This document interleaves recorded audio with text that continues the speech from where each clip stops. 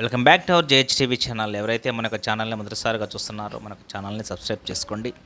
ఈరోజు వీడియోలో భాగంగా ఈరోజు ఎలిమినేషన్స్లో జరిగినటువంటి ఎలిమినేషన్ యొక్క ప్రాసెస్లో మనీష్ మర్యాద అన్ఎక్స్పెక్టెడ్ మ్యాన్ ఈజ్ ఎలిమినేటెడ్. ఎందుకంటే ఆల్మోస్ట్ హౌస్లో కొంచెం స్ట్రాంగెస్ట్ కంటెస్టెంటు, తర్వాత వచ్చేసి అగ్ని పరీక్షల్లో మంచి స్ట్రాంగ్గా ఎదుర్కొన్నటువంటి పర్సను, తర్వాత గేమ్లో కూడా మంచిగా ఆడేటువంటి, డిఫీట్లో కూడా మంచిగా చేసుకోగలడు అనేటువంటి పేరున్నటువంటి మనీష్ మర్యాద రావటం అనేటువంటిది ఒక ఎంత అన్ఎక్స్పెక్టెడ్గా అనిపిస్తుంది జనాలకి. ఏదేమైనా సరే జనాల యొక్క అభిప్రాయం అనేటువంటిది శిరోధార్యం అన్నట్లుగా బిగ్ బాస్ నిర్ణయించినట్టుగా ఉన్నారు. ఎందుకంటే అతను హౌస్లో ఉన్నంతసేపు మ్యాక్సిమం అతని మాటకే చెల్లాలి, వేరే వాళ్ళ మాటకి ప్రావీణ్యం ఇవ్వకపోవటము, మరియు తందే గొప్ప అన్నట్లుగా బిహేవ్ చేసినట్లు మనకి ఆల్మోస్ట్ చాలామందికి తెలుసు అన్నమాట. ఏదైనా భరణి విషయంలో కానీ మిగస్టెంట్స్ యొక్క విషయంలో కానీ అలాగా ఉండటం అనేటువంటిది మనం గమనించాము. అదే అతనికి ముంచింది. అది తెలుసుకున్నాడు. ఈ వీక్లో తన యొక్క స్ట్రాటజీని మారుద్దాము అనుకునేటువంటి సమయానికి టక్కున ఎలిమినేట్ అవ్వటం అనేటువంటిది అతనికి కూడా ఒక ఎంత అన్ఎక్స్పెక్టెడ్ అని చెప్పవచ్చు.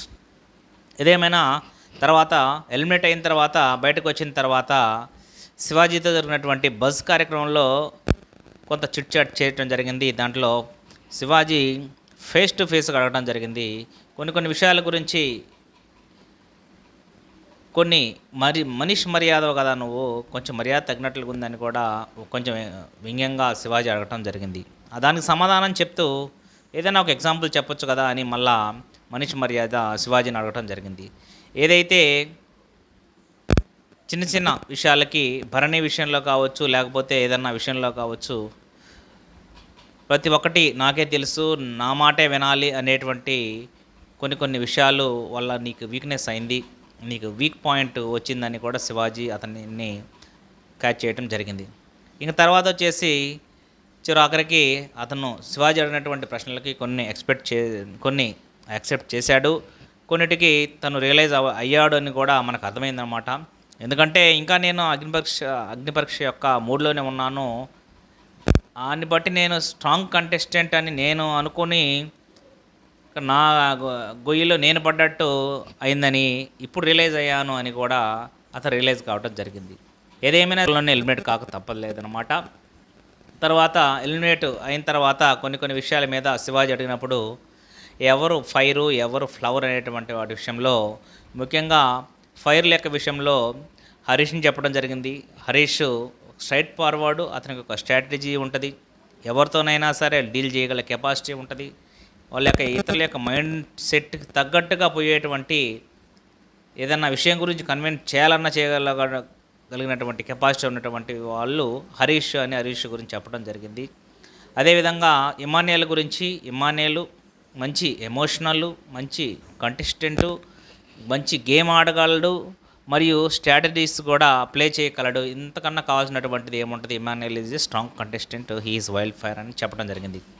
ఇంకా భరణి విషయం గురించి, భరణిని ఆల్మోస్ట్ అతను స్ట్రాంగ్ కంటెస్టెంటు అని ముందే ఎక్స్పెక్ట్ చేసి అతని మీదనే మెయిన్గా ఇతను ఎలిగేషన్ చేసి అతని మీదనే క్లాషెస్ వచ్చి అతని మీదనే మ్యాక్సిమం అతన్ని టార్గెట్ చేయటం వల్లనే ఎలిమినేట్ అయ్యాడు అనేటువంటిది తెలుసుకోవటం జరిగింది.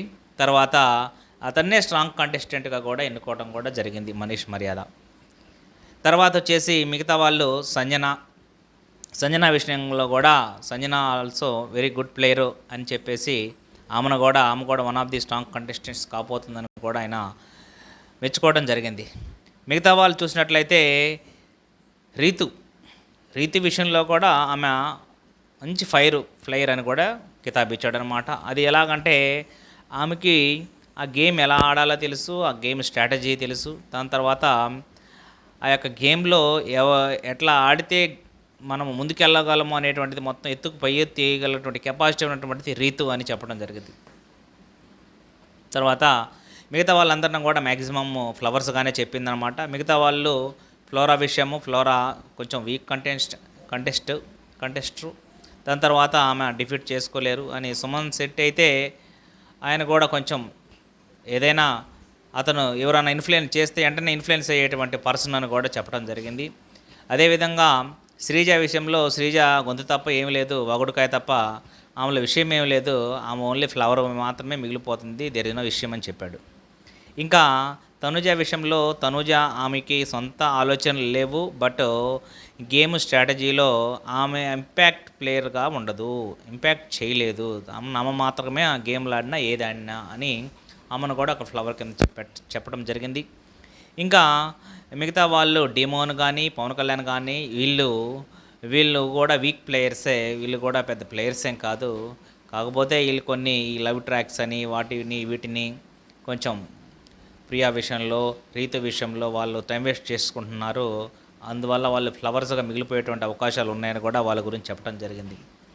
ఓవరాల్గా ఈ యొక్క హౌస్లో ఉన్నటువంటి విషయాల గురించే ఈ విధంగా చెప్పడం జరిగిందనమాట. ఏదేమైనా సరే చివరాఖరికి మనీష్ మర్యాద శివాజీ అడిగినటువంటి ప్రశ్నలకు మంచిగానే సమాధానం చెప్పడం జరిగింది. కొన్ని స్ట్రాటజీస్ నువ్వు హౌస్లోనే కాదు నాగార్జున దగ్గర ప్లే చేస్తున్నావు, నా దగ్గర కూడా ప్లే చేస్తున్నావు అనేటువంటి విషయాల గురించి కూడా ఆన్సర్స్ కూడా చాలా చాకచక్యంగా చెప్పాడు మనీష్ మర్యాద. అల్టిమేట్గా అతను ఏదైతే తప్పు చేశాడో, తప్పులంటే ఏవైతే కొన్ని ఉన్నాయో వాటి యొక్క ఆ వీక్నెస్ పాయింట్ని పెద్ద మనసుతోటి అంగీకరించి ఓకే ఇవన్నీ నా యొక్క మైనస్ పాయింట్స్ ఏమో అని తెలుసుకునే సమయానికే నేను వచ్చేసానండి అని కొంచెం బాధతోటి వెనుదిరగటం మనం చూసామే అనుకున్నాము. దాని తర్వాత వచ్చేసి ఇంకొక అవకాశం ఇచ్చుంటే ఇంకా స్ట్రాంగ్ అయ్యేటువంటి అవకాశాలు పుష్కలంగా ఉండేవి అని కూడా అతనికి తెలుసు, మనకి ప్రేక్షకులకు కూడా మనకు కూడా తెలుసు అనమాట. ఏదేమైనా సరే మనీష్ మర్యాద ఉన్నటువంటి 2 వీక్స్లో కూడా మంచి హైప్ క్రియేట్ చేశాడనమాట.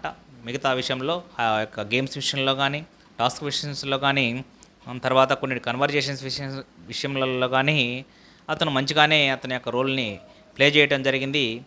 అల్టిమేట్గా రాక తప్పలేదన్నమాట. ఒకవేళ ఉన్నట్లయితే మంచి, నాకు తెలిసి అతను టాప్ 5లో ఉండేటువంటి పర్సన్ అని నేను నమ్ముతాను అనమాట. సో అన్ఫార్చునేట్లీ అతను బయటికి రావడం జరిగింది. ఏదేమైనా సరే ఈ వీక్లో ఉన్నంతసేపు మంచిగానే ఎంటర్టైన్మెంట్ చేశాడని మనము చెప్పవచ్చు అనమాట. ఈ వీడియో కానీ మీకు నచ్చినట్లయితే లైక్ చేయండి, షేర్ చేయండి, సబ్స్క్రైబ్ చేయండి. అదేవిధంగా మనీష్ మర్యాద బయటికి రావడం అనేటువంటి విషయం మీద అతను ఇంత ఎర్లీగా వచ్చేటువంటి అవకాశాలు ఉన్నాయా అనేటువంటి దాన్ని కామెంట్ సెక్షన్లో తెలియజేయండి. Thank you and all.